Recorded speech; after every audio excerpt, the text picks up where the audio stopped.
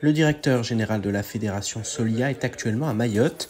Ce matin, une réunion avec les différents acteurs de l'habitat a été organisée à la mairie de Mamoudzou.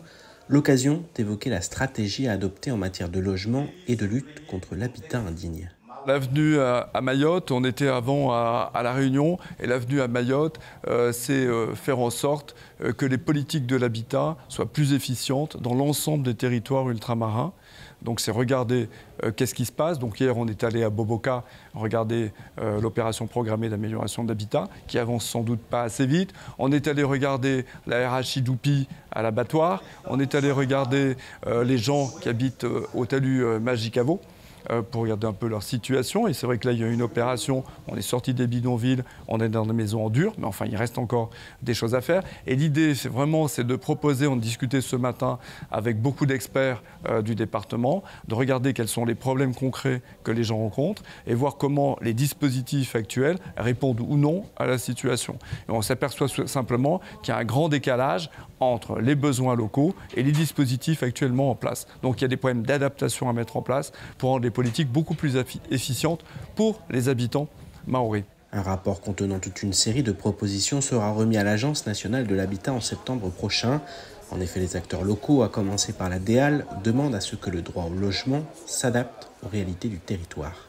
C'est qu'on est sur un territoire qui n'est pas dans la même situation que le territoire national, pour lequel on a bâti des règles. Ici, on a besoin de construire, on a besoin d'accompagner à la construction. On n'est pas sur de l'amélioration ou sur de la réhabilitation de parcs déjà existants comme ça peut se faire en métropole.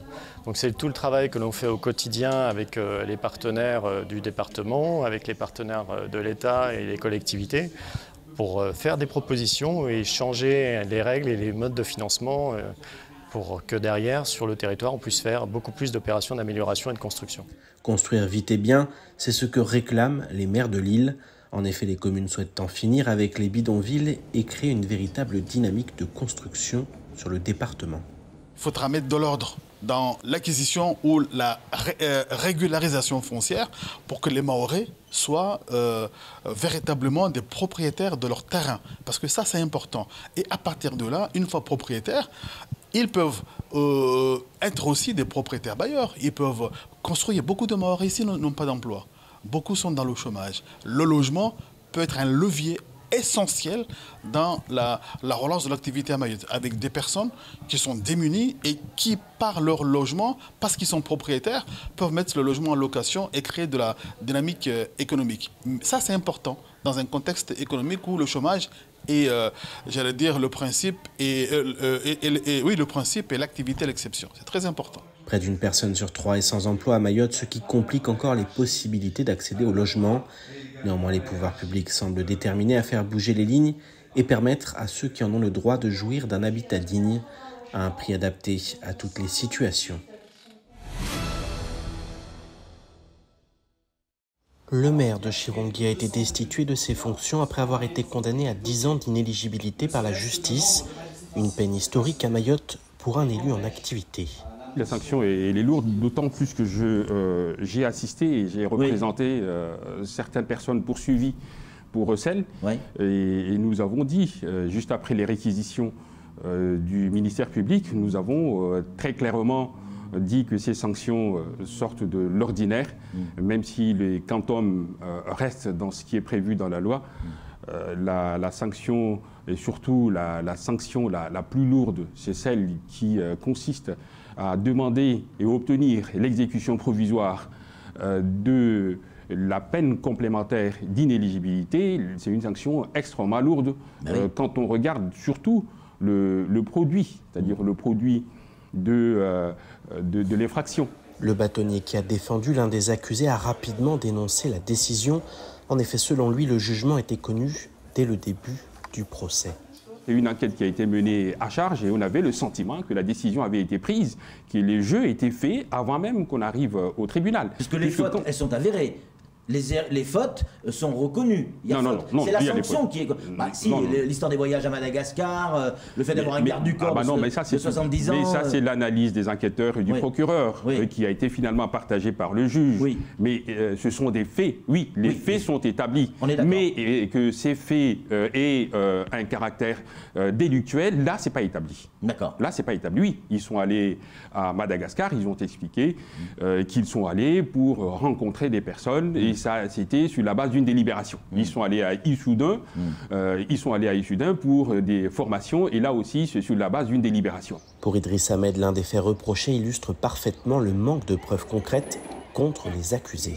Je prends dans ce cas le voyage à Madagascar. On leur dit, on les condamne pour les recels. Pourquoi ? Pour le voyage à Madagascar, on dit qu'il y avait un fonctionnaire qui voulait venir avec eux et qui finalement n'est pas venu parce que sa femme lui a dit « Non, tu ne vas pas aller à Madagascar parce qu'à Madagascar, quand on n'y va que pour le tourisme sexuel. » Soyons sérieux. Vous allez à Madagascar pour le tourisme sexuel? Non. Les gens qui vont à Madagascar pour le tourisme sexuel? Ah ben non. Parce que déjà, penser que le fait de faire un voyage à Madagascar, c'est du tourisme sexuel, c'est une insulte aux Malgaches, c'est une insulte à Madagascar. Madagascar, c'est un grand pays. Et quand j'ai envie d'y aller, j'irai. Et c'est pas pour du tourisme sexuel. Donc il faut qu'on arrête, c'est ça. On dit parce que la femme d'un tel a dit. Sauf qu'on n'a pas vu la femme d'un tel, on n'a pas vu un tel. Il fallait qu'on les voie. C'est donc ça une enquête à charge? C'est ça, c'est une enquête à charge. Le maire de Chirongui a fait appel de la décision. En attendant, c'est l'un de ses adjoints, Youssouf Abdallah, qui va diriger la commune du sud de l'île. Le fait que ces personnes, tous ces témoignages, que ce soit au niveau réseaux sociaux, que ce soit au niveau presse, télévision, du moment où ils vont prononcer Mayotte, la personne, la première chose, c'est quoi Mayotte? Et là, il va chercher. Quand il trouve Mayotte, tu sais combien il est difficile donc venir, parce qu'il faut trouver l'aérien, il faut avoir les contacts. Donc, bien sûr. Tout ça vient parce qu'on a vu la croissance au niveau de fréquentation touristique de ces derniers temps on a dépassé le seuil de 50 000 depuis quelques années. Maintenant, ce n'est pas forcément le problème de communication, mais c'est aussi un problème d'attractivité, mais aussi de l'aménagement du territoire. Donc, c'est à nous de faire en sorte d'avoir des hôtels, d'avoir aussi cet aéroport. On a parlé... il est pas mal le nôtre, là, déjà. Donc, tout ça, c'est des choses qu'il faut se préparer. Des interpellations ont eu lieu suite à l'incendie d'une école à Pamandzi. Depuis plusieurs semaines, des affrontements entre bandes mettent à mal la tranquillité en petite terre.